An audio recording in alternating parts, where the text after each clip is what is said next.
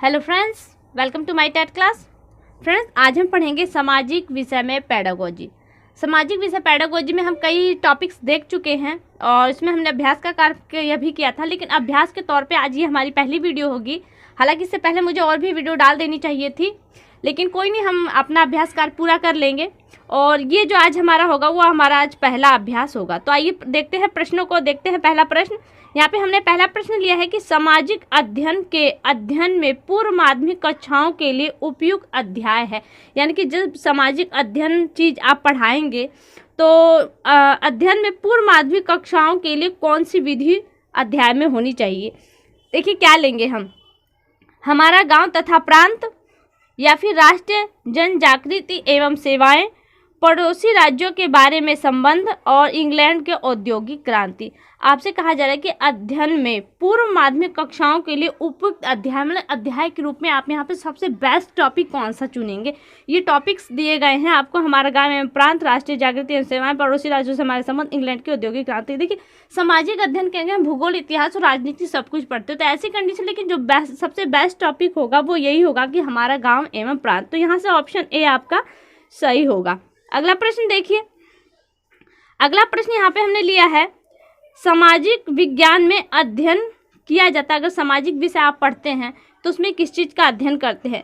वर्तमान संदर्भ में संपूर्ण सामाजिक विषय का, भौगोलिक एवं ऐतिहासिक घटनाओं का, और शास्त्रीय घटनाओं का या पर्यावरणीय घटनाओं का। देखिए जो हमने अभी बताया कि सामाजिक विषय आप पढ़ते थे इतिहास, भूगोल, पर्यावरण, जिसमें आपका पर्यावरण के अंतर्गत आ जाता है, और भूगोल कुछ आपका अर्थशास्त्री पॉइंट्स भी आ जाते हैं उसमें, और भौगोलिक एवं ऐतिहासिक घटनाएं भी आ जाती हैं। तो यहाँ पे आप देखिए, यहाँ से तो पूछा किसका अध्ययन किया जाता है, तो सारे पॉइंट अपने आप पे पॉइंट से दिखाई दे रहे हैं, बट यहाँ पे आपको एक पॉइंट का चुनाव करना है। तो देखिए किसमें ये तीनों पॉइंट समाहित हो सकते हैं, तो वो ऑप्शन ए आपका देखिए क्या दिया है कि वर्तमान संदर्भ में संपूर्ण सामाजिक विषय के जो विषय वस्तु है उसका अध्ययन किया जाता है। तो यहाँ से आपका ऑप्शन ए सही होगा कि वर्तमान संदर्भ में संपूर्ण सामाजिक विषय वस्तु का अध्ययन किया जाता है सामाजिक विज्ञान के अंतर्गत।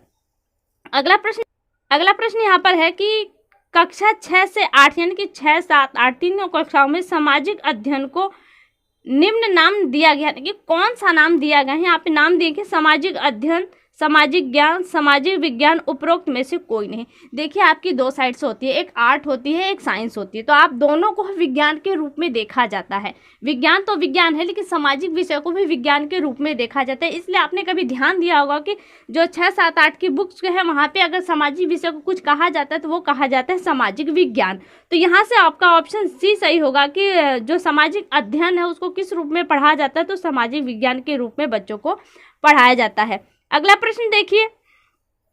अगला प्रश्न यहाँ पर है, सीखने की क्षमता वाले शिक्षार्थी किस प्रकार की कक्षा में अन्य छात्रों के साथ सीखते हैं। ये आपका 2018 के एग्जाम में आया हुआ है। जो सीखने की क्षमता वाले, सॉरी यहाँ पे अक्षमता होना चाहिए था, जो सीखने में अक्षम है, अक्षमता वाले शिक्षार्थी किस प्रकार की कक्षा में अन्य विद्यार्थियों के साथ सीखते हैं। तो यहाँ पे आपका अनन्य है, विशेष, समावेशी या आधुनिक। तो आपको पता होगा कि जो समावेशी कक्षा है इसमें अक्षम व्यक्तियों को भी रखा जाता है और सक्षम बच्चों को भी रखा जाता है। तो यहाँ से जो ऑप्शन आपका सही होगा, ऑप्शन सी सही होगा कि समावेशी कक्षा में सभी विद्यार्थियों को एक साथ पढ़ाया जाता है। अगला प्रश्न देखिए। अगला प्रश्न यहाँ पे, विद्यार्थियों में मानचित्र को पढ़ाने से जो व्यवहारिक परिवर्तन होता है वो निम्न में से क्या है। यानी कि आप बच्चों में जो पर्यावरण मानचित्र पढ़ाते हैं तो उस पढ़ाने से उसके अंदर किस तरह का बोध होता है, किस तरह का ज्ञान होता है। तो यहाँ तो अर्थ उपयोगी है, वो बच्चे के लिए अर्थ उपयोगी है, या फिर ज्ञान उपयोगी और वो संस्कृति। देखिए अर्थ उपयोगी नहीं होगा क्योंकि वहाँ पे अर्थ को नहीं बताया, वहाँ तो ग्राफ को समझाया जाता है, चित्र को समझाया जाता है, इसलिए ये ऑप्शन आपका गलत होगा।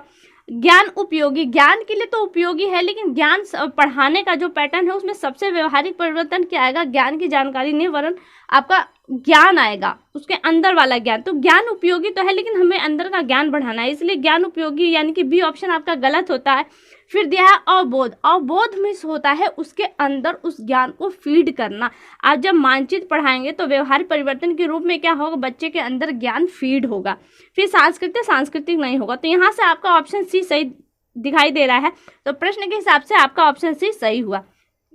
अगला प्रश्न देखिए। अगला प्रश्न है कि निम्न में से क्या व्याख्यान या फिर व्याख्यान को भाषण भी कहा जाता है कि उपयोगिता नहीं है। अब यहाँ से पूछा है नहीं है। उपयोगिता, अगर लेक्चर देते, भाषण लेक्चर देते हैं तो उसकी क्या उपयोगिता है, इस पॉइंट को देखिए पहले। छात्रों को प्रेरित करता है प्रेरित करता है। शिक्षण कार्य में समय की बचत का आप लेक्चर दे तो शिक्षण कार्य की बचत होती है, क्योंकि आप टॉपिक को लेकर जब पढ़ाएंगे, एक एक अक्षर को समझाएंगे तो वो लंबा होगा, जबकि उस पर लेक्चर इजी हो जाएगा। फिर दिया शिक्षण की शक्ति का ह्रास करना, ये नहीं लगता।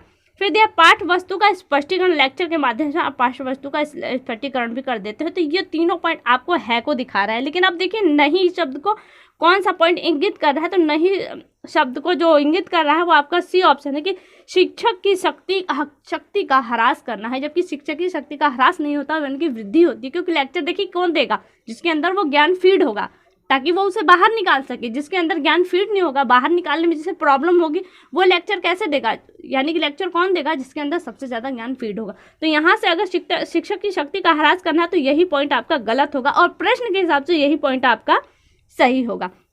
अगला प्रश्न देखिए, अगला प्रश्न यहाँ पे लिया गया है, सामाजिक अध्ययन शिक्षण में वाद विवाद पद्धति माध्यम से छात्रों में किस प्रकार का विकास किया जाता है। अब ऑप्शंस देखिए, तर्क शक्ति का विकास किया जाता है। अगर वाद विवाद पद्धति अपनाई जाती तो बच्चों में तर्क शक्ति का विकास होगा, ये पॉइंट तो सही है। बी है समूह के रूप में निर्णय लेने की क्षमता का विकास, वाद विवाद समूह के रूप में ही होगा, क्योंकि क्लास में आप ग्रुप बनाएंगे और उसी में वाद विवाद चलेगा। तो समूह यानी कि कई बच्चों का समूह, उसे जोड़ने के बाद वो एक निर्णय ले पाएंगे, तो समूह के रूप में निर्णय लेने की क्षमता का भी विकास होगा, ये भी पॉइंट सही है। अगले है गहन चिंतन शैली का विकास, ये भी पॉइंट है, क्योंकि वो अपने प्रश्न, जो सामने से प्रश्न है उसका सही उत्तर देने के लिए वो आपस में चिंतन करेंगे। कोई पॉइंट उठाएगा, कोई बच्चा किसी और पॉइंट को उठाएगा, तो वो क्या करेंगे, एक निर्णय लेंगे। तो ये क्लियर होता है कि वो गहन चिंतन करेंगे, ये पॉइंट भी सही होता है। तो देखिए 3 पॉइंट तो सही हो, तो डी ऑप्शन क्या है, उपरोक्त सभी। तो यहाँ पे एकदम क्लियर हो गया कि आपका डी ऑप्शन सही है।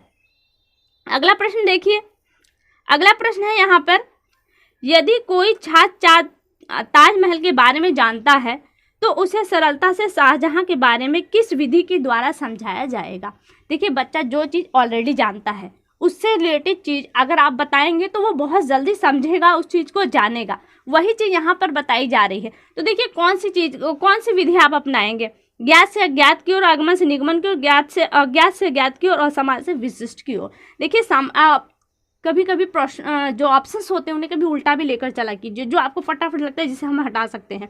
तो देखिए सामान्य से विशिष्ट की ये पॉइंट गलत हो जाता है, ऑप्शन डी।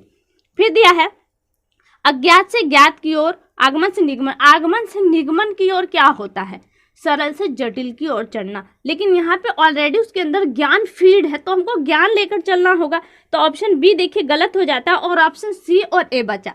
देखिए अब बच्चा पहले ही ताजमहल को जानता है, तो ताजमहल की जानकारी उसके अंदर है, तो यानी कि ताजमहल उसे ज्ञात है, और जो ज्ञात नहीं है उसके बारे में बताना है। तो ऑप्शन ए आपका सही होगा। और ऑप्शन सी में आपका दिया है अज्ञात। ताजमहल को जानता है तो अज्ञात वाला पॉइंट पहले कहाँ से आया, नहीं आएगा। और शाहजहां को वो नहीं जानता, इसलिए ज्ञात वाला पॉइंट बाद में नहीं आएगा। ऑप्शन सी भी आपका गलत हो गया। और प्रश्न के हिसाब से जो आपका ऑप्शन सही होगा वो ऑप्शन ए सही होगा कि ताजमहल के जानने के बाद अगर आप शाहजहां के बारे में बच्चों को ज्ञान देंगे तो वो किस विधि के अंतर्गत आएगा, वो आएगा आपका ज्ञात से अज्ञात की ओर। अगला प्रश्न देखिए, अगला प्रश्न है मानचित्र पढ़ाने से पहले छात्रों को बतलाना चाहिए। क्या बतलाएंगे अगर मानचित्र पढ़ाने जा रहे हैं आप? तो मानचित्र में पैमाने का स्पष्टीकरण। देखिए हमारा जो माप होता है वो क्लियर नहीं होता, किस तरह का चित्र है उसके हिसाब से वहाँ पैमाना माना जाता है। तो हर बार मानचित्र में पैमाना अलग अलग हो सकता है, एक ही पैमाना नहीं रहेगा। लेकिन यहाँ पे मानचित्र पढ़ाने का जो मेन उद्देश्य होता है कि वो हर एक मानचित्र में वो चीज़ें वही रहेंगी, उसमें कोई चेंजेस नहीं आएंगे। तो यहाँ से तो आपका ए ऑप्शन गलत हो गया, क्योंकि पैमाना हर जगह अलग अलग होगा। दिया है रेखाओं की महत्ता। रेखाएं महत्वपूर्ण हैं, लेकिन मानचित्र में आप रेखाओं को अपने अकॉर्डिंग रख सकते हैं, इसलिए ये पॉइंट भी आपका गलत हुआ कि रेखाओं की जो बनावट है हम कहाँ पे किस तरह की रेखाओं को यूज़ करेंगे ये अलग अलग होंगे। फिर दिया है दिशाओं के बारे में। आप किसी भी तरह का मानचित्र लीजिए, यूपी का ले लीजिए, दिल्ली का ले, गुजरात का ले लीजिए, कहीं का भी आप ले लीजिए, आप सब में दिशाओं के पैटर्न वही रहेगा, क्योंकि आप जब भी नक्शा रखेंगे सीधे रखेंगे उसी के हिसाब से दिशाओं का ज्ञान लेंगे। तो ये पॉइंट सही हो सकता है। लेकिन चौथा ऑप्शन देखिए, मानचित्र में रंगों का अर्थ, देखिए हर बार रंग भी चेंज हुए, जिस तरह से रेखाओं का अंतर आएगा उसी तरह से मानचित्र में इस पैमाने का भी अंतर आएगा और उसी हिसाब से रंगों में भी अंतर आएगा। तो यहाँ से जो ऑप्शन सही निकलता है वो आपका यही होता है कि दिशाओं के बारे में। आपको मैं कितनी बार बता चुकी हूँ कि ये दिशाएं आपकी क्लियर होंगी वही होगा। ऊपर आपका होता है उत्तर, नीचे होता है दक्षिण, इधर होता है आपका पूर्व, इधर होता है आपका पश्चिम। तो ये दिशाएं आपकी हर एक मैप में वही रहेंगी। अगला प्रश्न देखिए, इस वीडियो का ये आखिरी प्रश्न है। यहाँ पर आपका है कि प्रारंभिक स्तर पर इतिहास शिक्षण का सबसे महत्वपूर्ण और प्रभावी तरीका है, वो कौन सा तरीका है? प्रश्न उत्तर पद्धति किस स्तर पर? प्रारंभिक स्तर पर, यानी कि आप जब प्रारंभिक स्तर पर सामाजिक विषय पढ़ाते हैं, इतिहास पढ़ाते हैं, सामाजिक विषय के अंतर्गत आएगा, तो उसमें सबसे महत्वपूर्ण तरीका कौन सा होगा आप इतिहास के लिए? यह है प्रश्न उत्तर पद्धति, कहानी कथन पद्धति, व्याख्यान पद्धति, चर्चा पद्धति। देखिए इतिहास के लिए कहानियाँ सबसे ज़्यादा इम्पोर्टेंट होती हैं। आपने बहुत सारी कहानियाँ, आपको टीवी के माध्यम से, यूट्यूब के माध्यम से कहानियाँ बताई जाती हैं ताकि आप उस इतिहास को जान सकें। और कहानी एक ऐसी विधि है जो आपके दिमाग में फीड हो जाती है। तो इसलिए इतिहास के लिए जो सबसे बेस्ट पद्धति होती है वो कहानी कथन पद्धति होती है। तो यहाँ से ऑप्शन बी आपका सही होगा। तो फ्रेंड्स आज के लिए केवल इतना ही। अगली वीडियो में आपसे फिर मुलाकात होगी, तब तक के लिए नमस्कार।